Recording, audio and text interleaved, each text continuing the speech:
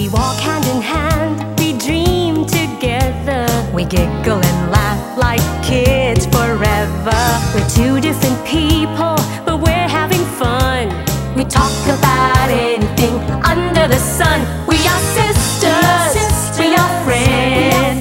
We've got magic that never ends. I got you, sis, you got me, the best of friends we'll always, always be. We always have fun being together. You know me the best, we're friends forever. Through good times and bad, I'm here for you, sis. Right by your side, hit or miss. We are sisters, we are friends. Got magic that never ends. I got you, sis, you got me.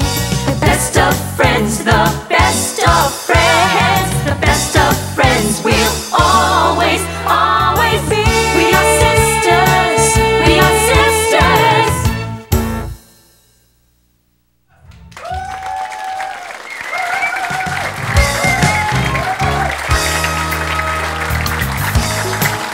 Good morning, everybody! Good morning sa inyo at good morning sa'yo, sis. Good morning. Jelly, since it is the Holy Tuesday Tuesday. of... Oh, tama. Holy Oo, Tuesday. correct. Ano nga ba ang Holy Week? Ikaw muna. Holy Week is a time for reflection, time for prayer, at time para suriin natin ang ating buhay. Tingnan natin ano nga ba ang maganda o ang pangit na ginawa natin. Aminan na. Aminan na. Parang Aminan gano'n. na tayo. Spiritual cleansing and renewal. Ayun, reflection. For people who talagang practice Holy Week, yung talagang super seryoso sila, ayan yung punta sila sa Antipolo para sa Stations of the Cross, bisita iglesia. Basta yan. Pero itong totohanan. Karamihan, karamihan sa atin, kapag ganitong panahon ng Semana Santa, ito lang ang pagkakataon na magkasama-sama ang pamilya at umuwi sa kanilang mga probinsya. Siyempre, magsisimba pa rin, magdadasal naman, pa rin. di mawala. Pero, siyempre, this is the only chance that they get sa isang buong taon. Kasi kahit sa Pasko, konti lang yung bakasyon eh. Pero dito, one whole week, or hindi naman one whole week, mga 4 days, ganyan, na pwede talaga magsama-sama ang buong pamilya at magbakasyon. Enjoy, Baguio, beach, Bakasyon. swimming. Oo. Pero syempre, may kasama pa rin pagdadasal. Oo naman, hindi nawawala yun, di ba? Hindi naman masama yun eh. Syempre, ngayon naman na Semana Santa, ano ba talaga? Yan. Oh, after Semana Santa, Pasko ng pagkabuhay. Easter Sunday. Yeah, Pasko ng pagkabuhay. Yan ang sacrifice ni Jesus. Oo, para maalala natin kung anong ginawa ni Jesus para sa atin. Di ba? He para saved all isave of tayo us. sa ating mga kasalanan. Correct. Tsaka Grabe. last day ng Lenten season, parang pwede na kumain ng karne! Ganon. So, bagong buhay tayo. Ngayon yung mga guests natin today, parang bago ang mga buhay nila. Second chance sila. Nabigyan ng second chance at life. Umpisa na natin. Okay. Last February, nasunog ang kwartong tinutulugan nilang mag-iina dahil sa nag-overheat na electric fan. Nagtamo siya dito ng mga deep second-degree burns. Please welcome Melissa Mendez. Hello! Na-involve siya sa isang car accident nung 20 years old pa lang siya. Total wreck ang kanyang sasakyan, kaya para sa kanya, isang milagro na nakaligtas pa siya. Denver Razon.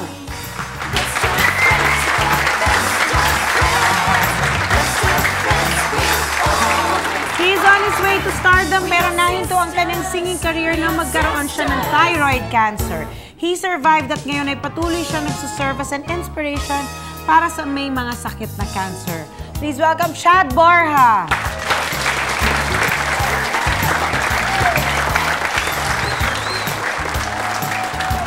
Marami siyang na-inspire nang lumabas siya at i-share sa public ang kanyang pakikipaglaban sa breast cancer. At ngayong nalagpasan na niya ang isang matinding pagsubok, she'll waste no time and will treasure life more. Maritoni Fernandez!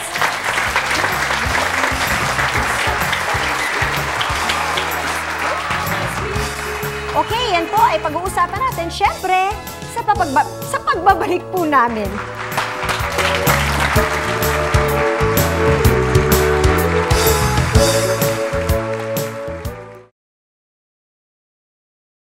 Always, always be. We are sisters. We are sisters. Second life, second chance. Ilan nga lang ba ang binibigyan ng pagkakataon para sa ikalawang buhay? November 19, nung nakaraang taon, hindi pa lumalamig ang issue ng pagkakapaslang sa veteranang aktres na si Nida Blanca ay muli na lamang ginulantang ang mundo ng showbiz ng isang malagim na aksidente na kinasangkutan ni Vandolph Quezon at ang kaibigang si Ishi Rakisa.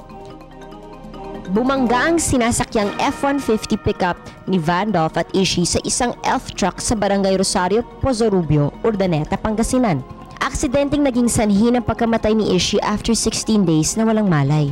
You know that I love you very much and I'm so proud to have you as my daughter. You're the greatest.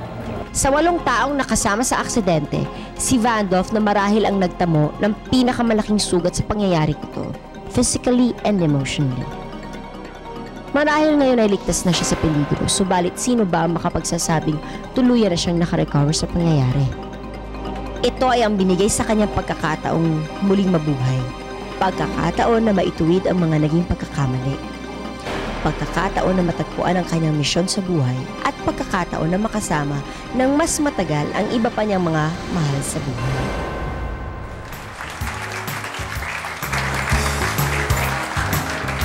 We're back! At kasama natin ang ating mga guests. Alamin natin kung ano nga ba ang second chance nila sa kanilang buhay. Di ba, Lenten? Holy Week ngayon. Lenten is a time for reflection. If you are to reflect today on your life, kung ano nangyari sa inyo, mga experiences nyo, anong makukwento nyo? Let's start with Denver. Kung magre-reflect ako sa mga nakaraan ko, dun sa accident ko nung nangyari, nung actually 20 years old pa lang ako nung Ilan taong ka na ngayon? 25. 25, so 5 years ago. Nag-start pa lang ako noon sa That's Entertainment, tapos pauwi ako galing sa rehearsals namin. Nung pauwi na ako, nag-drive. You were driving? You were driving? Yes, I was driving. Kasama ko yung 2 friends ko, pero naihatid ko na sila, so malapit na ako sa bahay. Mag-isa ka na lang? Mag-isa na lang ako noon. Late night ba to? Mga 12 yata na ng gabi. Late na. Late na. Kasama ko yung mga friends ko, pero naihatid ko na sila. So medyo pagod na rin ako, tapos na yung rehearsals namin. Inaantok-antok na. Biglang may truck na tumatabi. Nandun na ako sa may City Hall ng Mandaluyong, malapit na ako sa house. Hindi ko alam ba't ginigit-git niya ako. Hindi ko alam kung baka mamaya ako kidnapper to, baka mamaya naghahanap ng gulo. Pinapauna ko siya. Tapos siya naman, talagang nagpapahuli siya, ginigit-git pa rin niya ako ng ginigit-git. Hindi ko nga alam. Di ginawa ko ngayon, pinilit kong unahan yung van. Naku, yun na. Biglang ginit-git ako lalo, sumampa na yung gulong ng kotse ko, sumampa sa gutter, tumama na ako sa poste. Pero may mga, yung bago ako tumama, andun yung sandali na parang nagputi lahat. Nakikita ko lang puro white. Tapos so, parang unconscious, flash of light, no? Yeah, parang gano'n. Tapos Totoo pala unconscious yung pala ako flash of light na yan. for 1 hour straight, unconscious pala ako bago dumating yung mga ano sa akin. Were you wearing your seatbelt? No, kasi yung car ko, lumang modelo ng Corolla. So, walang seatbelt. seatbelt. Pag iniisip mo yun ngayon, do you think na parang, wow! Diba? Yung, I'm alive. I'm still alive after what had happened. After nung nangyari nga yun, iniisip ko, sabi ko, swerte pa ako, nabigyan pa ako ng isang buhay. But excuse me, nasaan na yung driver? Wala. Hindi ko na siya nakita. Kasi hindi ko yung na unconscious ka na, di ba? Who helped you? Mag-isa ka lang nun, di ba? Sinundo ako noon ni Ate Clavel. Yun ang natatandaan ko nung medyo groggy-groggy pa ako dahil yung manibela ng kotse ko baloktot eh. So, sobrang lakas nung impact nung sasakyan Ano, ko. paano nila nalaman na ikaw yun? Siguro yung wallet mo or something. No, si Ate Clavel kasi siya yung OIC ko din. Siguro nung nagdatingan yung mga mobile, dahil nakilala rin ako ng mga mobile ng Mandaluyong. Sabi, anak ni Consiel to, si Denver ganito. Tawagan yung OIC niya. Yung OIC so, namin. malapit ka na lang ba dito na aksidente? Dito lang, within Metro Manila ka lang na aksidente? Mandaluyong, malapit na sa bahay namin. Sa bahay ninyo? Malapit na sa bahay namin. Wow, ang lapit na sa inyo, no? Eh si Melissa, bagong-bago pa yung kanyang ano. Well, Ayan pa, meron pa siyang marks ng kanyang injury. Actually, hindi pa siya talaga nag-heal. Ito lang yung mga maaga nag-heal, pero yung dito sa legs ko, hindi pa siya nag-heal. Actually, this happened February 2. So, it's more than a month now. Well, regarding your question, if I were to reflect about my life, I would say na God has been so faithful to me. I have been disobedient. I have really walked astray, and I rebelled against God. I defied Him. But despite all those things, He remained faithful to me. He loved me, and He still loves me until now. And He's such a merciful God that He gives us second chances. Tinatanggap ka pa rin niya. Yeah. Di ba? Kung walang nagising sa inyo, something else would have happened. It's really a miracle that our lives were spared. Kasi this happened inside my room. And because I was cutting nga, as I told you a while ago, at 1 a.m. in the morning, I would turn off the air conditioner. Tapos And I bubuksan mo would yung turn electric on fan. the electric fan. And this electric fan has been with me for like 5-6 years. Ito yung fan na made of plastic na from US na malaking Ay, hindi fan. siya local. Hindi siya local. At around 2 a.m., my daughter, I have 3 children, they all sleep inside my room. We all sleep in one room all together. She's 10 years old, no? And then she woke up because she felt so hot. So ginising niya yung ate niya, ate, may sunog. So my eldest daughter, she woke me up. And ako naman, tagal ko magising. Pagod na pagod ako at the time. I came from shooting and everything. At tagal ko magising. So they were able to get my youngest daughter out of the room. Tapos ako yung huling nagising. When I woke up, I saw a huge fire talaga. So when finally they brought me to my mother's house, they saw talagang punong-puno to ng sunog up to here. Pero talagang God is so good, di ba? The enemy wanted to harm me because I surrendered my life to Jesus. He wanted to harm me, but God turned it to good. God spared my life. Ito lang nangyari. Imagine Buti yung mga mukha ko. anak mo, hindi yung mukha ko, pwedeng sunog Pwedeng na to nasunog. ngayon. Eh, paano na ito yung aking Kabuhayan. Paano ko bubuhayin yung mga anak ko? Hindi ba? But then, Tama. hindi nasaktan yung mga anak ko. Maraming nasunog na gamit ko. Nagkaroon ako ng mga peklat ngayon. Pero But, importante, you know, I am so okay kayong grateful lahat. that we're okay. I'm so grateful that talagang God will turn something for good eh. Yung the enemy that wanted, if the enemy wanted to harm you, gagawa ang Panginoon ng paraan to rescue you, to save you. I know si Chad and Maritoni before shared with us what happened to them. Maritoni fought breast cancer and kay Chad naman, thyroid cancer. So, ano yung mga, paano nyo hinarap yun? Like ikaw, Chad, sa girls kasi mas emotional, mas open, di ba? Pero paano pag lalaki? Paano mo hinaharap ang ganong klase? And samantalang, ang pagkanta, yun ang kabuhayan mo rin. Parang kung saan yung kabuhay mo, parang doon ka Doon ka talagang inatak. Siguro kahit babae o lalaki, ano, pag tinamaan ka na ng pag sinabing cancer, siguro ganun din eh. Naging emotional din ako. Oo, takot. Siguro baka mas takot pa ako kay Maritoni, no? Pero I doubt that very much. and, I still feel lucky kasi 3 years na eh. Naoperahan ako October 8, 1998. Ikaw, Maritoni, di ba, syempre babae ka. You know, Diba? you only have one kid, syempre, I'm sure you would like to have children. Paano yan? Makakapagpa-breastfeed ka pa? Hindi na nga sinasuggest ng doctors na mag-anak ulit eh. Kasi nga, Talaga? yung breast cancer daw, feeds on estrogen. Eh, di ba pag nagbuntis ka, Female hormone. nagka-surge ng estrogen yung katawan natin, di ba? So, pag nagka-surge ng estrogen yung body ko, baka daw magka-recurrence. So, kung sa'yo, magbubuntis ka pa ba? Kung yung chances, magkaka-cancer ka ulit, di ba? Oo, tama. Tinabali, may isa na ako, thank At you God. least di ba? meron kang isa. Yeah. Siguro, kaya kawawa naman yung mga babaeng nagkaka-breast cancer tapos wala pang family, di ba? Because Yun ang talagang, wow. it's sacrifice. Oo, sacrifice talaga rin yun. Yeah, like what Chad and I were talking about backstage, no?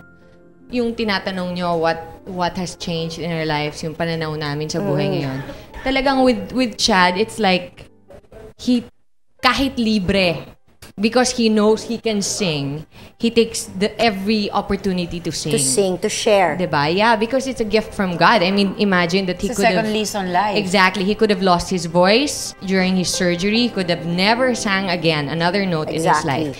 And yet, nabigyan siya ng second chance, di ba?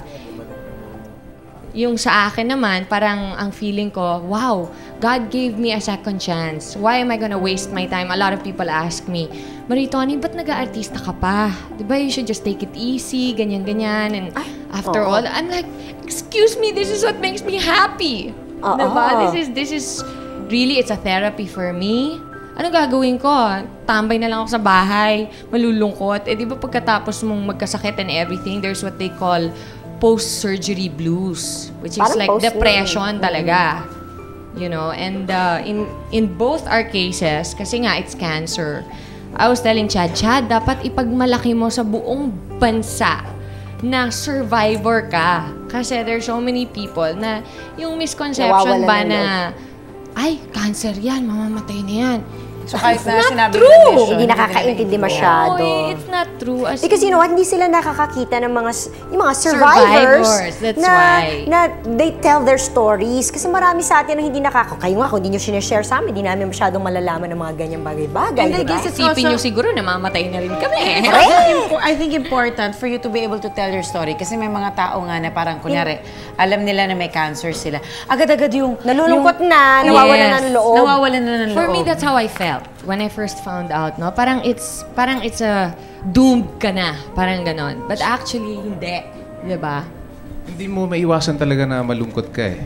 Initial reaction mo talaga yun. Pero like ako, nung una, yung post-surgery, yung depression, pag nasa bahay ka lang, mas lalo mong maiisip lahat, kaya, mamamatay na ako, kaya dapat diba? Kaya dapat, kung ano yung ginagawa mo dati, like sa akin,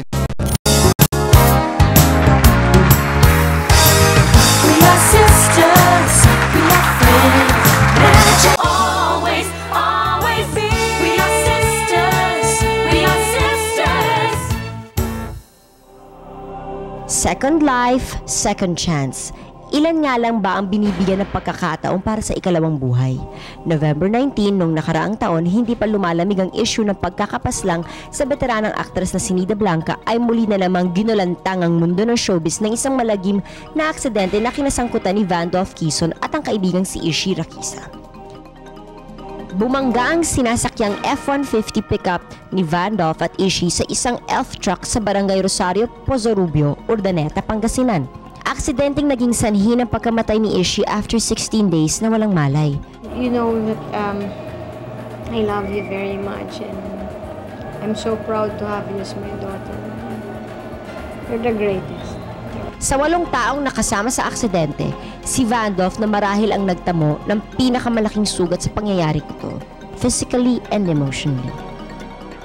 Marahil ngayon ay ligtas na siya sa peligro, subalit sino ba ang makapagsasabing tuluyan na siyang nakarecover sa pangyayari?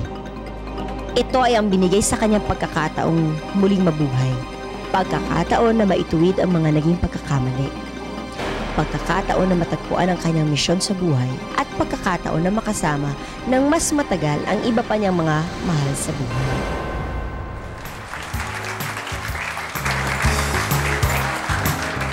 We're back! At kasama natin ang ating mga guests. Alamin natin kung ano nga ba ang second chance nila sa kanilang buhay. Di ba, Lenten? Holy Week ngayon. Lenten is a time for reflection. If you are to reflect today on your life, kung ano nangyari sa inyo, mga experiences nyo, anong makukwento nyo? Let's start with Denver.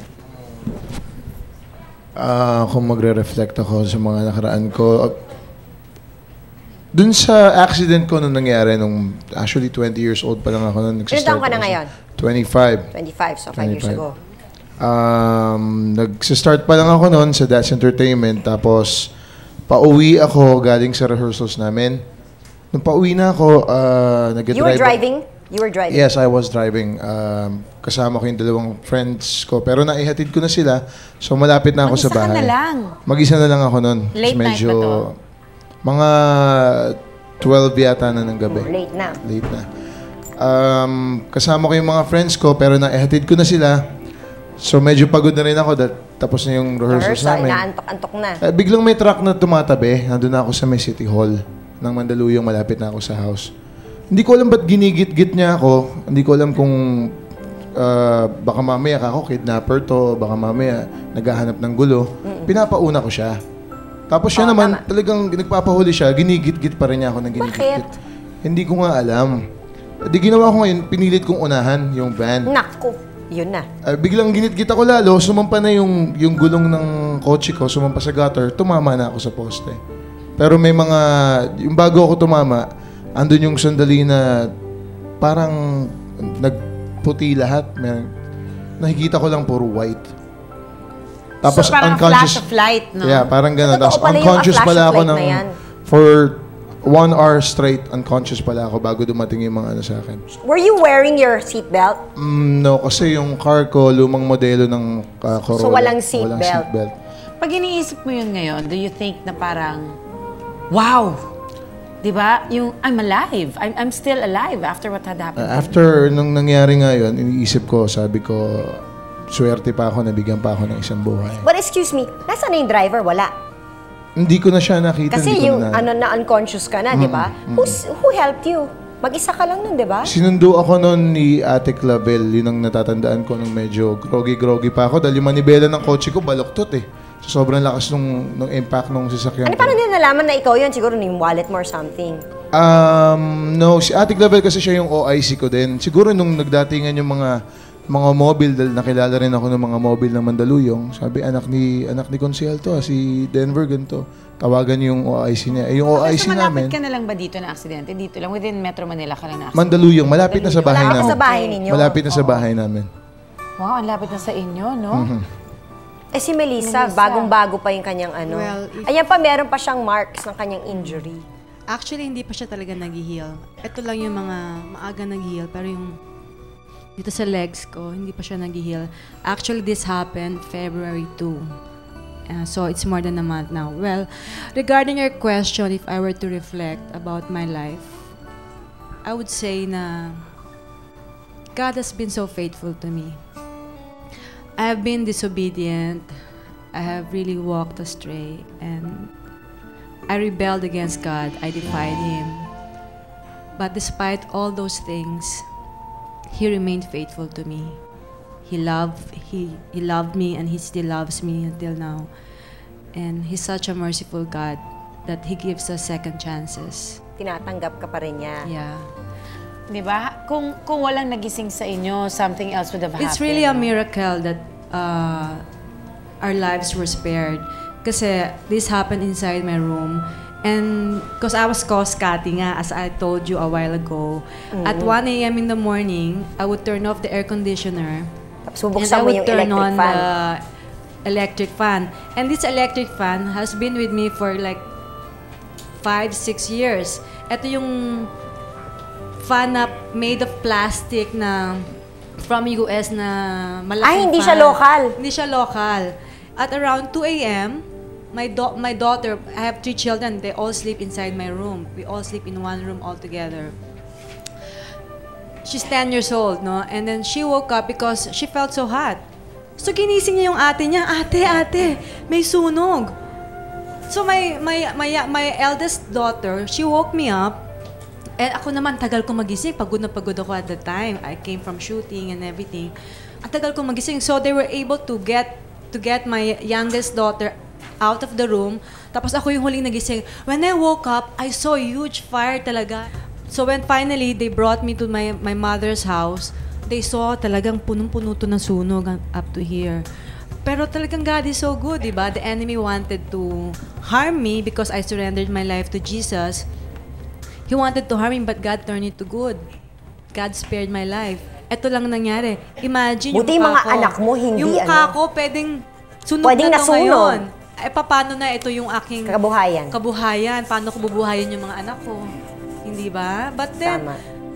hindi nasaktan yung mga anak ko. Maraming nasunog na gamit ko. Nagkaroon ako ng mga peklat ngayon. Pero But, importante, you know, I am so okay kayong grateful lahat. that we're okay. I'm so grateful that talagang God will turn something for good eh. Yung the enemy that wanted, if the enemy wanted to harm you, gagawa ang Panginoon ng paraan to rescue you, to save you. I know si Chad and Maritoni before shared with us what happened to them. Maritoni fought breast cancer and kay Chad naman, Thyroid cancer. thyroid cancer. So, ano yung mga, paano nyo hinarap yun? Like ikaw, Chad, sa girls kasi mas emotional, mas open, di ba? Pero paano pag lalaki? Paano mo hinaharap ang ganong klase? And samantalang, ang pagkanta, yun ang kabuhayan mo rin. Parang kung saan yung kabuhayan mo, parang doon ka Doon ka talagang inatak. Siguro, kahit babae o lalaki, pag tinamaan ka na ng pag sinabing cancer, siguro ganun din eh. Naging emotional din ako. Oo, takot. Siguro baka mas takot pa ako kay Maritoni, no? Pero I doubt that very much. and, I still feel lucky kasi 3 years na eh. Naoperahan ako October 8, 1998. Ikaw, Maritoni, di ba syempre babae ka? You know, Diba? you only have one kid, syempre. I'm sure you would like to have children. Paano yan? Makakapagpa-breastfeed ka pa? Hindi na nga sinasuggest ng doctors na mag-anak ulit eh. Kasi nga, Talaga? yung breast cancer daw, feeds on estrogen. Eh, di ba pag nagbuntis ka, Female hormone. nagka-surge ng estrogen yung Over. katawan natin, di ba? So, pag nagka-surge ng estrogen yung body ko, baka daw magka-recurrence. So, kung sa'yo, magbubuntis ka pa ba? Kung yung chances, magkaka-cancer ka ulit, di ba? Oo, tama. Tinabali, may isa na ako, thank At you God, least di ba? meron kang isa. Yeah. Siguro, kaya kawawa naman yung mga babaeng nagkaka-breast cancer tapos wala pang family, di ba? Because Yun ang talagang, wow. it's sacrifice. Oo, sacrifice talaga rin yun. Yeah, like what Chad and I were talking about backstage, no? Yung tinatanong nyo what has changed in our lives, yung pananaw namin sa buhay ngayon. Talagang with Chad, it's like kahit libre, because he knows he can sing, he takes every opportunity to sing. To sing, to share. Diba? Yeah, because it's a gift from God. I mean, imagine that he It's a could have... second lease on life. Exactly. He could have lost his voice during his surgery. He could have never sang again another note in his Exactly. life. And yet, nabigyan siya ng second chance. Diba? Yung sa akin naman, parang ang feeling ko, wow, God gave me a second chance. Why am I gonna waste my time? A lot of people ask me, Maritoni, ba't nag-aartista ka pa? Diba, you should just take it easy, ganyan-ganyan. And after all, I'm like, excuse me, this is what makes me happy. Diba? This is really, it's a therapy for me. Ano gagawin ko? Tambay na lang ako sa bahay, malulungkot. Eh, di ba pagkatapos mong magkasakit and everything, there's what they call post-surgery blues, which is Parang like post- depression talaga. You know, and in both our cases, kasi nga it's cancer, I was telling Chad, dapat ipagmalaki mo sa buong bansa na survivor ka. Kasi there's so many people na yung misconception Nawawalan ba ng na, ay, cancer yan, mamamatay na yan. So kahit na It's not sinabi true. ng vision, Hindi nakakaintindi masyado. No, it's not true. As Because you know what, hindi sila nakakakita ng yung mga survivors. That's na, why. Na they tell their stories. Kasi marami sa atin na hindi kayo nga, kung hindi nyo sinishare sa amin, hindi namin masyadong malalaman ng mga ganyang bagay-bagay. And I diba? guess it's isipin also- nyo siguro namamatay na rin kami. I think important for you to be able to tell your story kasi may mga tao nga na parang kunyari, alam nila na may cancer sila. Agad-agad yung... Nalulungkot na, nawawalan na ng loob. Nawawalan na ng loob. For me, that's how I felt when I first found out, no? Parang it's a doomed ka na, parang ganon. But actually, hindi. Diba? Hindi mo maiwasan talaga na malungkot ka eh. Initial reaction mo talaga yun. Pero like ako, nung una, yung post-surgery, yung depression, pag nasa bahay ka lang, mas lalo mong maiisip lahat, mamamatay na ako, Kaya dapat diba? lumalabas. Kaya dapat, kung ano yung ginagawa mo dati, like sa akin, We are sisters, we are friends. Magic.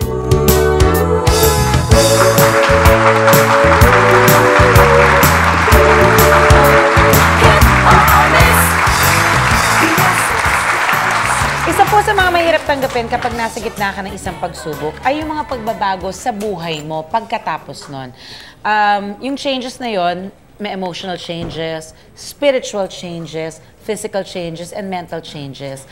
Like I said kanina, there's this movie, yung Fearless, ang storya niya, namatay, nasa plane crash siya, nabuhay siya, pero lahat ng nasa paligid niya namatay. Hindi naman sila lahat namatay, pero nasa paligid niya Isa-isa namatay. silang nakamatay. Parang ang hirap to deal with it. I guess it's the changes and knowing that you lived and a lot of people around you died. Diba? So parang Kayo, ano yung mga changes na na-experience nyo? How did you deal with those changes? Sa cancer, alam mo, parang meron kaming sister and brotherhood. Hindi, talaga. Parang all of a sudden, yung mga taong nagka-cancer at nag-survive, sinasabi, uy, survivor din ako. Parang, uy, sisterhood! Diba? Parang It makes you feel better. Yeah, kasi may nakakaintindi. Exactly. Ang dami dyan. They just found out today pa lang or kalalaman lang nila na may cancer sila. Paano sila may encourage kung yung mga katulad namin na tapos na yung... Tahimik. Oo, tahimik. Di ba sabi nga nila sa doktor, may kinalaman daw dyan yung emotional na, parang you have to fight it. Definitely. Kasi mental ang battle. It's really mental. Siyempre yung physical, darating at darating yan. Kasi ooperahan ka. Diba? Tapos magkikimo ka. Ang chemotherapy talagang it's not a joke. It's like walking through fire. Okay? Pero, nandito yan eh. Pagka inisip mo na talo ka, talagang you give up, matatalo ka. Pero if you're a fighter, talagang haharapin mo na, alam mo, anak ako ng Diyos, alam ko na tutulungan niya ako through this, no matter what, I'm going to come out of this, and ba't ako magpapatalo dyan, di ba? Talagang... I would like to say naman na si Maritoni has been an encouragement to me, actually. Because I've been a Christian for 5 years, but I was really not really a Christian. Kumbaga, I was disobeying the Lord, I was defying Him, I was into adulterous relationship, ganyan. And I was so afraid of dying. So I had these panic attacks. Nagkaroon ako ng panic disorder. Na every time may mafe-feel akong konti sa katawan ko, takot na takot ako, kailangan akong dalhin sa ospital kasi mamamatay ako. At pag namatay ako, alam ko sa impyerno ako mapupunta. But at that time, I wasn't ready yet to give up the life that I used to have yung disobedience ko.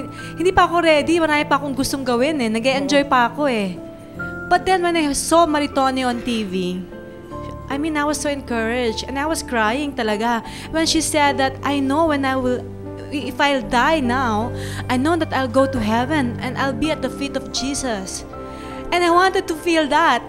I wanted that if I'll die, kasama ko Panginoon, hindi ako pupunta sa di ba? At maghahatak pa ako ng mga tao para may sama ko sila sa Panginoon, para sama-sama tayo, masaya tayo, di ba Maritoni? Party tayo sa heaven. Ganun nga yung nangyayari, di ba? Like I said, meron ng spiritual changes. When we come, pagdating after, pagbangon mo uli, di ba, kulang na lang parang you'd do anything for the Lord just to be able to show Him your thanks and your gratitude na may second chance ka at your Especially life. si Denver, bigla na lang siya, nagising ka na lang after your accident. Siyempre, Sabi, ginagamot na ako Nung nagising ako, nasa na ako, ginagamot ka na. Sabi ko, ano na nangyari? Di ganun daw, ganito, nabangga ka, ganyan-ganyan, di ko na namalayan kung ano. ano yung realization mo na, uy, Diyos ko, parang pangalawang buhay ko na ito? Yun, after nung accident, inisip ko agad, sabi ko, binigyan pa ako ng pagkakataon, baka hindi pa ako tapos, baka may kailangan pa akong gawin. Tsaka naisip ko din yung, siguro dapat habang buhay ka, hanggat kaya mo ipakita dun sa mga mahal mo sa buhay na mahal mo sila, pakita mo kasi dati, hindi ako showy. Pagka lalapit si Daddy D, ano ba, yung mga kaibigan ko nakakaya Ngayon, di, bahala sila sa buhay na. Pag nandyan Daddy ko, yayakapin ko. Sabihin ko sa kanya, mahal na mahal ko siya. Pati yung mga ibang kasambahay ko. Lahat gagawin ko ngayon para mabayaran ko kay God. At least, kahit hindi ko mabayaran ng mapakita ko sa kanya yung gratitude ko na binigyan pa ako ng isang pagkakataon para maalagaan ko yung mga mahal na. Si Chad. Ako, ang dami kong natutunan, no? Kasi nandito tayo sa mundo na worldly, andyan lahat, lalo material. na sa business, sa industry, ano? I learned, yung isa sa natutunan ko, I learned how to say no. Ibig sabihin, yung pag may nag-invite sa'yo ng mga friends kahit hindi na kaya ng katawan mo, talagang pag hindi na kaya, talagang sinasabi ko, pare, i-reset na lang natin kasi hindi na kaya ng katawan ko. Dati kasi, pag sinabi, punta tayo sa ganyan, sige, hindi ka conscious sa oras Kasi parang bata pa ako noon, saka kaya ng katawan mo. So, go ka lang ng go. Hanggang hindi mo alam yung katawan mo di ba? Hindi naman parang kotse yan na pwedeng palitan ng pyesa o ng parts. Oo. So, like ang hindi ko makalimutan sa lahat nung pumunta ako sa doktor ko after 2 months para alamin kung kumalat sa bones ko yung cancer. Sabi ako kung nakwento ko na sa inyo ito. Instead na sumakay ako sa elevator, sabi ko gusto ko maglakad paakyat sa 4th floor kasi gusto kong i-feel yung pain na since at the same time nagdadasal ako paakyat. Sabi ko, Lord, sige, kung talagang kumalat yung sakit ko, okay lang. Baka mas maganda pa yung magiging buhay ko kung kumalat nga siya. So yun yung dasal ko. Hanggang paakit. Nung kinausap ko na yung doktor ko para alamin nga kung kumalat yung cancer. Nung sinabi niya sa akin, oh, Mr. Singson, kasi Singson ako, sabi niya, mukhang mabubuhay ka. So, ang initial reaction ko, talagang gusto ko umiyak, pero iyak na tuwa, di ba? So kinarify ko, sabi ko, Doc, anong ibig niyong sabihin? Okay na ako? Gusto mo talaga ng assurance, di ba? Hindi, okay ka na. Pero siyempre, kailangan continuous yung gamot, check up every 3 months. So nung sinabi niya sa akin, okay na ako, alam mo, yung tuwa na habang naglalakad ako sa hallway from galing sa doctor's office. Oo, grabe. Talagang hindi ko ma-describe. Pero ang nasa isip ko kaagad, ang sinabi sa akin, yung message, parang sinabi, hoy, ibahin mo na yung buhay mo.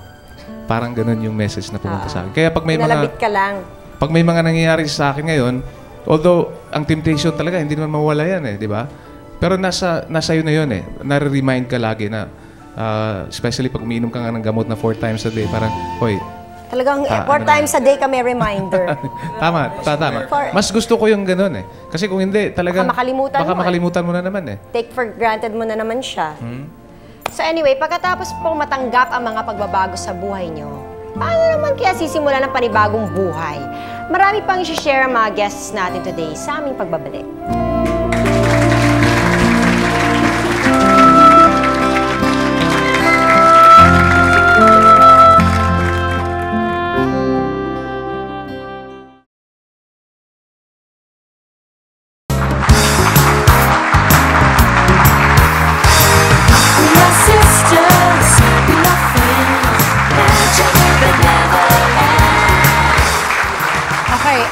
The changes, after na natanggap nyo na ang bagong buhay, how do you cope with it? Yung parang, sige, kakalimutan mo na lang ba na nangyari yun sa'yo? All the more na inaalala mo. Parang reminder yun na, okay, at any time, you can go. Do you treasure your lives more now? Of course. Lalong pinahalaga ng buhay saka the more na you take life seriously because you know for a fact na final destiny mo is death. Lahat tayo dun pupunta. So you have to take into consideration paano mo ba inaano ang buhay mo? Inaayos mo ba ang buhay mo? Saan direction ka ba patungo? The more na tinitreasure mo yung buhay mo at gusto mo na kung ano mang joy ang nararamdaman mo, ngayon na tinitreasure mo yung buhay mo at ngayon nasa Panginoon ka, gusto mo maghata ka pa ng iba para maramdaman din nila yung joy na nararamdaman mo. Exactly. Parang binigyan ka pa ng chance mag-prepare Oo, mag-prepare. Sabi nga sa akin ni Connie, kasi nung after nung prayer and fasting, I told her, Connie Reyes is my spiritual mother. I told her, Connie, anytime I can die now because I know that I am God's daughter. I will go to Him. Sabi niya, hindi ka pa mamamatay, marami pa mangyayari. Sabi niya, gagamitin ka pa ng Panginoon, magiging living testimony ka of God's glory. Totoo nga, eto nangyari sa akin. Sa palagay mo, kung hindi ka naniniwala sa Kanya, kung hindi mo na-surrender sa Kanya ang buhay mo, yung aksidenteng nangyari sa'yo, could have been worse? Siguro baka namatay na ako. Pero dahil nga before this happened, kasi bago ako na aksidente, na-surrender ko na yung buhay ko sa Panginoon. So, naisip ko, kung namatay pala ako, kasama ko na rin ang Panginoon. Pero hindi meron pa siyang gustong gagawin. Plano para sa akin, para maging living testimony nga ako. But I'm always praying that God will protect me, to protect my testimony and help me talaga and give me that grace na ma-protect ako because, like what Chad and my friend here said na, you know, maraming temptation nasa worldly, show business, di ba? But God will always give us a way out. When we are tempted, He will always give us a way out. So we just have to be strong There's in that always faith. a way out, actually. But Maritoni was saying otherwise. Siya, iba. Yeah, well, not in that sense, but yung original na sinabi mo na you take life more seriously. Me, it's the opposite. I think since I got sick, I used to be so serious before. But since I got sick, talagang parang, nako naman, bulayan, di ba? Parang, take it easy. You know, everybody's got problems. Everybody goes through something, di ba? Pero yung serious na sinasabi ko, hindi yung serious na maging, you know, na parang... Seryoso sa buhay. Hindi. Seryoso sa buhay. Hindi ko Ayun. sabing magiging seryoso ka. You don't The way you Yung- live your life. The way you live Yeah. your Oo, life exactly. na nasa tama ka bang patutunguhan? Are you on the right path? Mas prioritize na yung Dapat, mga ano. Yung mga desisyon na yung ginagawa. mga desisyon na ginagawa mo. Anything that you Pero, do. you know, Okay, pa God rin. loves us. Happy Nagpapasaya sa atin, Panginoon, hindi ba? Kumbaga, kung sino man pinakapayaso, siya nga siya pinaka-joker sa ating lahat, di ba? Kaya gusto niya masaya tayo. So, yun ang point ko lang doon. Maritoni, sa tingin mo, you didn't go through this, sa tingin mo you would be that all out about it? Or would it be just an issue na alam mong pinag-uusapan, na pinaglalaban ng lahat, pero sa'yo, parang it would be that important? Janice, you know, I think naman with everybody, pagka sa'yo nangyari, you know, may kasabihan, knowledge is power. Okay?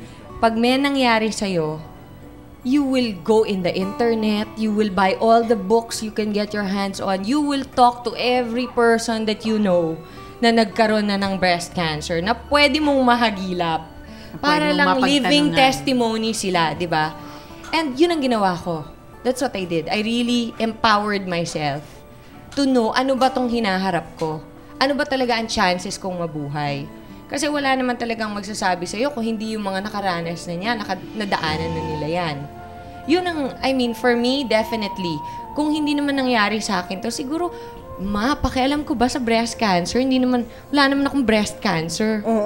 Diba, gano'n naman ang ugali kasi ng tao Tulad nung leukemia.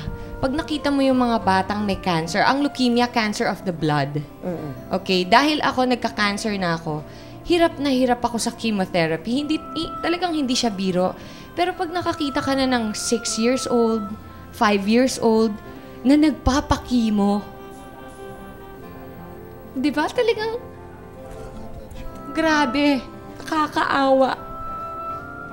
Nakakaawa talaga silang tignan. Pero kung ang mga bata, siguro nga, it's God's way of protecting them na hindi nila masyado naiintindihan yung nangyayari sa kanila. Kasi hindi sila makapagbasa ng internet or whatever. Katulad natin, no, when we're full-grown women who are facing a challenge, we empower ourselves. And education is everywhere now, kahit saan ka lumingon. Kung gusto mo malaman tungkol sa leukemia, mag-internet ka lang, i-type mo lang leukemia, lahat yan lalabas, di ba? Pero ang batang yon walang kamaang-maang. I mean, they don't know anything about what's happening to them. So no, definitely kung wala akong breast cancer, I guess ang answer ko is hindi talaga. I would not empower myself. So here's our last question. Second life niyo na ito. Para sa inyo lahat, well, how do you make the most out of it? Denver. After na experience ko ngayon, next life ko na nga to, I do everything to spend more time with my family, kay dad, dun sa yung mga activities ko ngayon, lalong pinaparami ko pa. Tsaka, basta sinisigurado kong mas marami kong time na spend na kasama ko yung mga mahal ko sa buhay ko. Kaya, siguro yun ang masasabi kong naging pagbabago ko pagkatapos ng mga nangyari sa akin, mga accidents ko. Tsaka laging inaano ko, gusto kong maging better person lalo. Naghahanap ako lagi ng mga bagay na magagawa ko para ma-please ko yung mga mahal ko sa buhay ko. Ganyan. Chad. Ako, I spend quality time sa family. Actually, after ako nagkasakit, naging optimistic ako . Kasi negative palagi akong negative lagi. Even sa pagkanta, sa lahat na klaseng sa buhay, palagi akong negative. So ngayon, kami nga, pinag-usapan namin ni Maritoni, dati yung hilig kong kulay sa shirt, simple, puro black, puro brown, o black. Basta pag kumakanta ako, ganun lang. Pero ngayon, dati kasi pag nakakita ako ng red, parang ano ba yan? Parang masyadong loud. Pero ngayon, gusto ko na yung... naka-red ka. Ngayon, red ba tayo ngayon? Colorful yung... Pag na green, blue, violet, parang gustong-gusto ko nang magsuot ng mga ganun. Kasi nga, siguro effect na rin yun sa pagbabago nga ng buhay. Saka yung... Kasi nawala nga yung cancer ko. So, yun, ang wisdom, ang sa akin, ang tawag doon yung wisdom, yung pagising ko after ng surgery. Parang yung wisdom na nakuha ko, mahirap i-explain eh. Kasi kailangan mong dumaan para maintindihan mo. Alyssa? I always spend quality time with my children, and I make it a point na may mga mahatak ako na mga tao, especially yung family ko. I always pray for them na sana makilala nila ang Panginoon in a deeper, parang nawala na ako dun sa fear of dying eh. Nawala na sa akin yung fear na yon. Kasi alam ko, pwede ko nang sabihin yung sinasabi ni Maritoni na anak ako ng Diyos. At alam ko na marami pang darating na trials, marami pang temptations, but I know that by God's grace, not only will I endure, but I will overcome. Maritoni, how do you make the most out of your second life? How do you make the most out of my second life? Live every day to the fullest. Kung problema yan, problema lang yan. Hindi yan problema kung walang solusyon. I mean, kung walang solusyon yan, hindi mo na pag-iisipan yan eh, di ba? So talagang sa akin, talagang just take each day as it comes. The people that you love them, show them. Kasi baka bukas wala ka ng chance. Di ba? While you still can, talaga. And the things that you love to do them. You know? Live diba yun lang? Live every single day as if it were your last. I mean, that's such a cliche. It's so overused, di ba? But everybody says that, but it is so true. Sabi ko nga, even this time now that we're here, trabaho siya, yes. Pero it's a moment in your life. So, value it and treasure it and really just enjoy it. Enjoy the moment. Because you never know, maybe tomorrow. You could not do that anymore, di ba? Thank you very much. Thank you so much. guys. Thank you very Thank you. much. Ay, may heart-to-heart talk pa tayo, syempre, dahil sis namin kayo, magbabalik pa kami. Always be. We are sisters. We are sisters. Always, always be. We are sisters. We are sisters.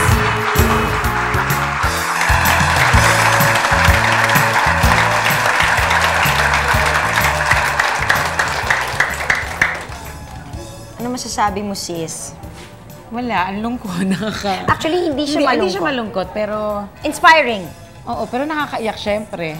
Oo, syempre, kasi parang maisip mo lang yung mga pinagdaanan nila. Actually, yung mga pinagdaanan nila, it's not only with near-death experiences. No, not Do we get only that. second chances?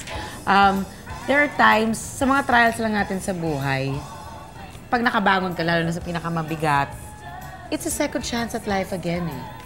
Kasi pag dumadaan ka sa mga mabibigat na pagsubok, minsan habang pinagdadaan mo yung feeling mo parang ka namamatay, parang kang pinapatay. Parang minsan masakit lang pero may kasama ng physical pain. Oo naman. Ganun Pero talaga yun. yan ang feeling ko parang lalo na sila, binibigyan sila ng second chance. Ibig sabihin may plan pa ang Diyos para sa kanila. Parang there still is a message na kailangan nilang spread. Correct. Katulad na tayo, we would like to thank.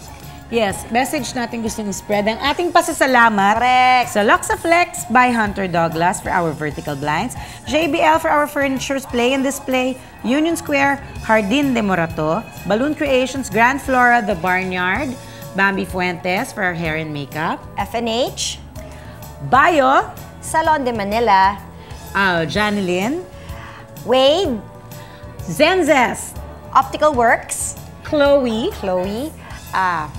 ano pa ba? Wayles pa. Ano pa ba?